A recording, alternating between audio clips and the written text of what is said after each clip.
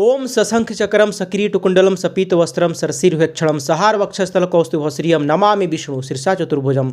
पीले वस्त्र को धारण करके सपीत वस्त्रम सशंख चक्रम, भगवान हाथ में अपने शंख और चक्र रखे हैं। तो आपको भी दोस्तों अगर व्रत करना है तो पीला वस्त्र या सफ़ेद वस्त्र जरूर धारण कर लीजिएगा। 29 जुलाई को पद्मिनी एकादशी है। इस अधिक मास में, अभी अधिक मास चल रहा है ना, तो अधिक मास में इसका बहुत ही ज़्यादा महत्व है। इसमें 26 एकादशी पड़ता है, लेकिन शुक्ल पक्ष की एकादशी को पद्मिनी एकादशी कहा जाता है और कृष्ण पक्ष की एकादशी को परमा एकादशी। तो अभी शुक्ल पक्ष की एकादशी है 29 जुलाई, यानी कि आज या कल आप कह सकते हैं, कल वीडियो देख रहे हैं तो ये पद्मिनी एकादशी है। सुबह में स्नान कर लीजिए, भगवान विष्णु का आराधना कर लीजिए, जो मैंने स्तुति बोला। उसके बाद आपको पीला वस्त्र धारण कर लेना है और उसके बाद आप घी का दीपक जलाइए, उनको धूप बत्ती दिखाइए और स्नान करा करके भगवान विष्णु को और बैठ जाइए और व्रत कथा को शुरू कर दीजिए। तो इसका व्रत कथा है क्या? देखिए, एक कृतवीर्य नाम का राजा था जो कि महिष्मतिपुरी में राज करता था। उसकी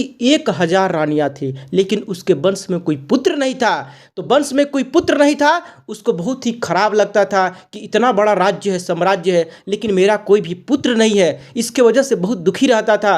लेकिन राजा और रानी दोनों मन बना करके और कंधमादन पर्वत पे जा करके वहाँ पे तपस्या करना स्टार्ट कर दिए।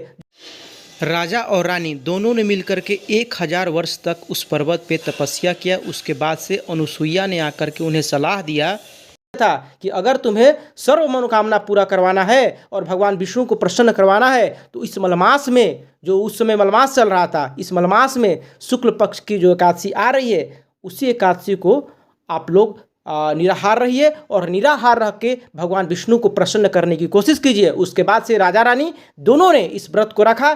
उसके बाद से भगवान विष्णु स्वयं वहाँ पे प्रकट हो गए और उन्हें बोला कि क्या चाहिए। तब राजा रानी मन ही मन दुखी होकर के भगवान विष्णु से बोले कि हे भगवान, आप तो सब जानते हैं, सर्वव्यापी हैं, फिर भी हमारा कोई पुत्र नहीं है।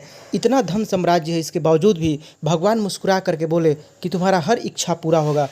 और भगवान विष्णु ने राजा रानी को पुत्र प्राप्ति का वरदान देकर के अंतर्ध्यान हो गए।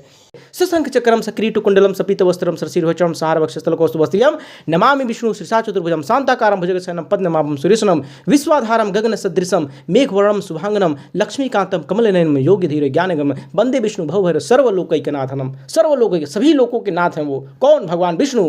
तो ये बताया गया इसमें महत्व है कि इसका इतना महत्व है कि आप 1000 साल तक अगर कोई तपस्या करते हैं, उसके बावजूद भी अगर भगवान विष्णु प्रसन्न नहीं होते हैं, तो आप अगर पद्मिनी एकादशी का व्रत रखते हैं निराहार होकर रात्रि जागरण करके, आपको लगातार भगवान विष्णु की आराधना में लगा, ओम नमो भगवते वासुदेवाय, तो भगवान अगर 1000 साल से भी प्रसन्न नहीं होते हैं ना, तो शुक्ल पक्ष के एकादशी यानी कि पद्मिनी एकादशी का व्रत रखने से वो खुश हो जाते हैं और आपके सभी मनोकामनाओं को पूरा कर देते हैं, जिस तरह से कृतवीर्य नामक राजा का मनोकामना पूरा हो गया था। तो यही कहानी है। तो चलिए इस कहानी को यहीं पे समाप्त करते हैं।